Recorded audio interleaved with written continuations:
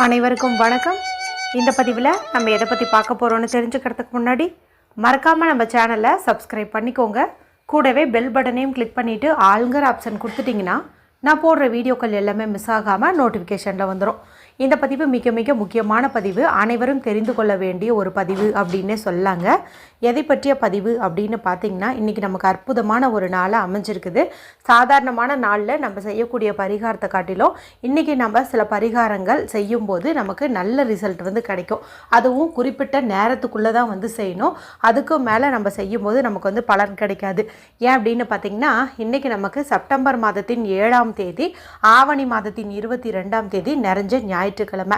இந்த ஞாயிற்றுக்கிழமை அப்படிங்கிறது சூரிய பகவான் வழிபாட்டிற்கும் ராகு பிரீத்தி செய்வதற்கும் ஏற்றதொரு நாளாக கருதப்படுது. இந்த நாளை மேலும் விசேஷம் சேர்க்கும் விதமாக இன்றைக்கி நமக்கு நள்ளிரவு வரைக்குமே ஆவணி மாதத்திற்குண்டான பௌர்ணமி திதியானது இருக்குது. இந்த பௌர்ணமி திதியில் நமக்கு இந்த முறை சந்திர கிரகணமும் இருக்குதுங்க.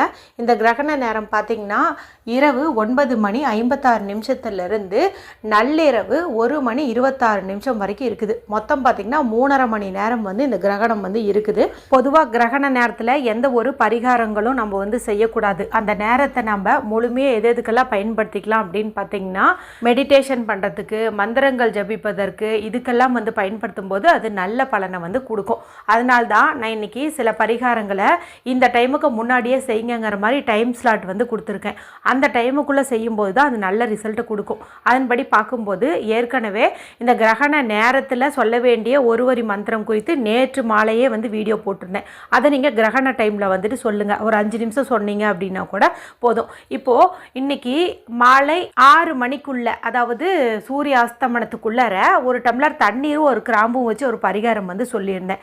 அது பார்த்திங்கன்னா தேவைக்கும் அதிகமாகவே பணத்தை கொடுக்கக்கூடிய அற்புதமான பரிகாரம்.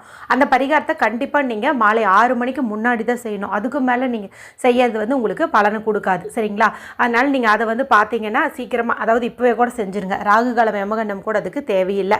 இவை தவிர இரவு 9:56 நிலைவாசலில் கல்லுப்பு ஒரு குறிப்பிட்ட முறையில் வைக்க சொல்லி ஒரு வீடியோ போட்டிருந்தேன். அதையும் நீங்கள் அந்த 9:56 செய்யறது சிறப்பு. இந்த ரெண்டுமே அசைவம் சாப்பிட்டுருந்தாலும் செய்யலாம், எந்த பிரச்சனையுமே கிடையாது. சரிங்களா? அதனால் எண்டு ஸ்க்ரீனில் லிங்க் கொடுக்குறேன், பார்த்து வச்சுக்கோங்க, செய்யுங்க. அதே போல் குளிக்கும் தண்ணீர் பரிகாரம் குறித்து ஒரு வீடியோ போட்டிருந்தேன், நேற்று இரவே போட்டிருந்தேன். அந்த குளியல் முறை பரிகாரத்தை இன்று நீங்கள் அந்த சந்திர கிரகணம் ஆரம்பிக்கிறதுக்குள்ளே எப்போ வேணாலும் நீங்கள் தாராளமாக எடுத்துக்கலாம். சரிங்களா? அதனால் பார்க்க வந்தீங்கன்னா பார்த்து அந்த மாதிரி கூட நீங்கள் பயன்படுத்திக்கோங்க. சரி, இப்போ இந்த பதிவை தொடர்ந்து பார்க்கலாம். இது பார்த்திங்கன்னா நம்மளுடைய கஷ்டங்கள், கவலைகள், கடன்கள் போக்கக்கூடிய ஒரு அற்புதமான பரிகாரம்னு சொல்லலாம். இப்போ அமாவாசை மற்றும் பௌர்ணமி நாளில் நம்ம ஒரு சில பரிகாரம் செய்யும்போது அது கண்டிப்பாக நமக்கு கை மேலே பலனை கொடுத்துரும். அதனால தான் நம்ம இன்றைக்கி இந்த பௌர்ணமி நாளில் இந்த பரிகாரத்தை செய்ய போகிறோம். மேலும் பார்த்திங்கன்னா இன்றைக்கி ஞாயிற்றுக்கிழமை நாளாக இருக்குது. இப்போ நான் சொல்லக்கூடிய பரிகாரத்துக்கு மிகவும் பொருத்தமானதாகவே இருக்கும் அப்படின்னு சொல்லலாம். இது ஆண்கள் பெண்கள் யார் வேண்டுமானாலும் செய்யலாம். பெண்கள் பீரியட்ஸ் டைமில் தாராளமாக செய்யலாம். பிறப்பிறப்பு தீட்டுனாலும் தாராளமாக செய்யலாம். வீட்டில் அசைவம் செஞ்சுருந்தீங்க, சாப்பிட்ருந்தீங்க அப்படின்னாலும் தாராளமாக செய்யலாம். இந்த பரிகாரத்தையுமே நீங்கள் இரவு 9:56 செய்கிறது சிறந்த பலனை கொடுக்கும். இதுக்கு நமக்கு தேவையானது அப்படின்னு பார்த்தீங்கன்னா எண்ணெய் 4 கருமிளகு போதும். இப்போ மிளகு அப்படிங்கிறது பார்த்திங்கன்னா விஷத்தை முறிக்கக்கூடிய தன்மை கொண்டது. மேலும் நம்மளுடைய கஷ்டங்கள், கவலைகள், கடன்கள், கண் திருஷ்டி, எதிரி தொல்லை எல்லாத்தையுமே நீக்கக்கூடிய தன்மை கொண்டது. 4ங்கிற எண்ணிக்கையில் ஏன் எடுத்துக்கிறோம் அப்படின்னு பார்த்தீங்கன்னா, 4 திசைகள்லேருந்தும் நம்மளை தேடி எந்த ஒரு பிரச்சனைகளும் வரக்கூடாது அப்படிங்கிறதுக்காகவும் எடுத்துக்கிறோம். மேலும் இன்றைக்கி ஞாயிற்றுக்கிழமை, பொதுவாக ராகுவுக்குன்ட்டு எதுவும் கிழமை கிடையாது. ஆனால் ஞாயிற்றுக்கிழமை நாளை நம்ம கணக்கு எடுத்துக்கலாம். இன்றைக்கி ராகுவுக்குரிய 4ங்கிற எண்ணானது இந்த ஆவணி மாதத்தின் 22ங்கிற கூட்டுத்தொகையிலையும் நமக்கு கிடைக்குது. அதனால தான் இந்த 4ங்கிற எண்ணிக்கையில் நம்ம எடுத்துக்கிறோம். அடுத்து நமக்கு தேவையானது அப்படின்னு பார்த்திங்கன்னா எந்த ஒரு கோடும் இல்லாத பியூரான அன்ரூல்டு ஒயிட் ஷீட் நமக்கு தேவைப்படுது. ஒரு உள்ளங்கை அளவுக்கு எடுத்துக்கிட்டிங்க அப்படின்னா கூட போதுமானதாக இருக்கும். இதில் எழுதுவதற்கு கருப்பு நிறம், நீல நிறம்னு ஏதாவது ஒரு கலரில் இங்கு வரக்கூடிய பேனா ஸ்கெட்ச் பென்சில் எடுத்துக்கோங்க. சிகப்பு, பச்சை பயன்படுத்த வேண்டாம். சரிங்களா? ப்ளூ கலர் இல்லைன்னா பிளாக் கலர் நீங்கள் எடுத்துக்கோங்க. இப்போ இவ்வளவு தான் நமக்கு தேவையான பொருள். இப்போ இந்த பொருளை எடுத்துகிட்டு அமைதியான இடத்துல உட்காந்துட்டு உங்களுடைய குடும்பத்தில் இருக்கிற கஷ்டங்கள், கவலைகள் எல்லாம் நீங்கணும்னு மனதார உங்களுடைய குலதெய்வத்தையும் சந்திர பகவானையும் சிவபெருமானையும் வேண்டிக்கோங்க. அடுத்தது இந்த பேப்பரில் 0927 அப்படிங்கிற நம்பரை வந்துட்டு நீங்கள் எழுதிக்கோங்க. இந்த நம்பர் பொதுவாகவே கெட்ட சக்திகளை நீக்கக்கூடிய தன்மை கொண்டது. இதை ஏன் நம்ம இந்த நாளில் பயன்படுத்துகிறோம் அப்படின்னு பார்த்தீங்கன்னா இன்றைக்கி அதுக்குண்டான சேர்க்கையும் வந்து அமைஞ்சிருக்குது.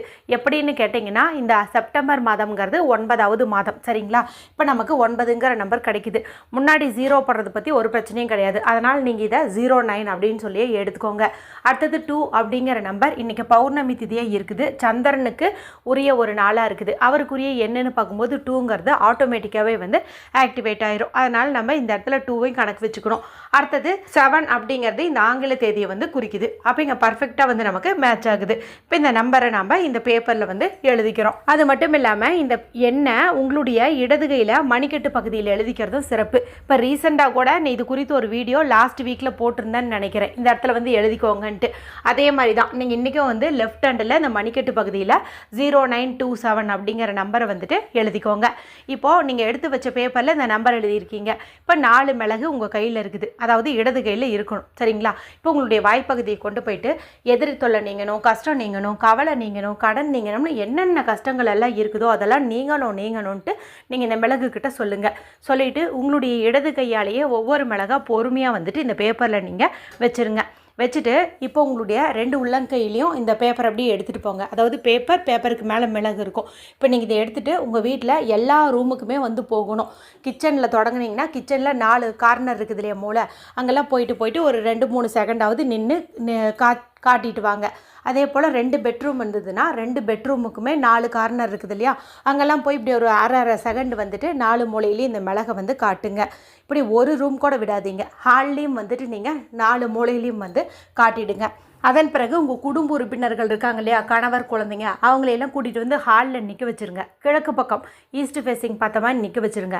நீங்கள் மேற்கு பக்கம் பார்த்த மாதிரி நின்றுக்கோங்க. நின்றுட்டு இப்போது அவங்கள இது அப்படியே இந்த ஆரத்தியெல்லாம் எடுப்போம் இல்லையா, தட்டு கையில் வச்சுட்டு இப்படி சுற்றுவோம் இல்லையா, அதே மாதிரி இந்த பேப்பரை அதுக்கு மேலே இந்த மிளகை வச்சுட்டு நம்ம அவங்களுக்கு வந்து திருஷ்டி எடுக்கிற மாதிரி இடதுபுறம் இருந்து வலதுபுறம் 3 முறை, வலதுபுறம் இருந்து இடதுபுறம் 3 முறை, மேலேருந்து கீழே 3 முறை, இந்த மாதிரி வந்து சுற்றிட்டு இப்போ அவங்கள நகர்ந்து போக சொல்லிடுங்க.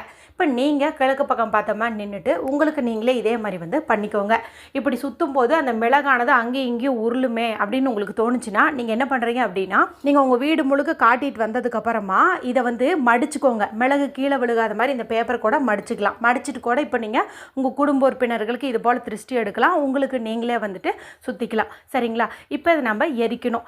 எரிக்கிறது நம்ம வெளியில் வச்சு எரிக்கலாமா உள்ளே வச்சு எரிக்கலாமா அப்படின்னு கேட்டிங்கன்னா, வெளியில் எரிக்கிறதுக்கு உங்களுக்கு ஒரு பிரச்சனையும் இல்லை, யாரும் எதுவும் சொல்ல மாட்டாங்கன்னு நினச்சிங்கன்னா ஒரு தேங்காய் ஓட்டுலையோ மண்ணகல்லையோ 2-3 கற்பூரத்தை வச்சு அதை ஏற்றி வச்சு அதுக்குள்ளே இதை நீங்கள் போட்டுருங்க. இல்லை வெளியில் எரிச்சு எல்லாம் வித்தியாசமாக பார்ப்பாங்க அப்படின்னு நினச்சிங்கன்னா வீட்டில் ஏதாவது ஒரு வாரத்தில் இதை எரித்து இந்த சாம்பலை வந்துட்டு நீங்கள் டஸ்ட்பினில் போட்டுருங்க. இந்த மண்ணகலை வந்துட்டு நீங்கள் கழுவி வேறு ஏதாவது எரிக்கும் பரிகாரத்துக்கு பயன்படுத்திக்கோங்க. தேங்காய் ஓடு பயன்படுத்தி எரிச்சிருந்தீங்க அப்படிங்கும்போது அந்த தேங்காய் ஓட்டை நீங்கள் டஸ்ட்பினில் போடுறது சிறப்பு. கண்டிப்பாக எரிச்சு தான் ஆகணுமா, தூக்கி போடக்கூடாதா அப்படின்னு கேட்டிங்கன்னா, எரிக்கிறது ரொம்ப ரொம்ப நல்லது. ஒருவேளை அதுக்கு வாய்ப்பே இல்லை அப்படின்னு நீங்கள் நினச்சிங்கன்னா வேணால் நீங்கள் அதை தூக்கி போட்டுடலாம் சரிங்களா. அதன் பிறகு குளிக்கணுமான்னு கேட்டிங்கன்னா, குளிக்கணுன்ட்டு அவசியம் கிடையாது. கை கால் முகம் கழுவிட்டு தலையில் தண்ணி வந்து தெளிச்சுக்கோங்க, போதுமானதாக இருக்கும். அற்புதமான எளிய பரிகாரம். இந்த நாளில் செய்யும்போது நமக்கு நல்ல ரிசல்ட் கொடுக்கும். எல்லாரும் இரவு 9:56 செஞ்சு பலனடையுங்க. வீடியோ பிடிச்சிருந்தால் மற்றவங்களையும் ஷேர் பண்ணுங்கள், லைக் பண்ணுங்கள். மற்றும் ஒரு பயனுள்ள பதிவில் உங்களை சந்திக்கிறேன். நன்றி, வணக்கம்.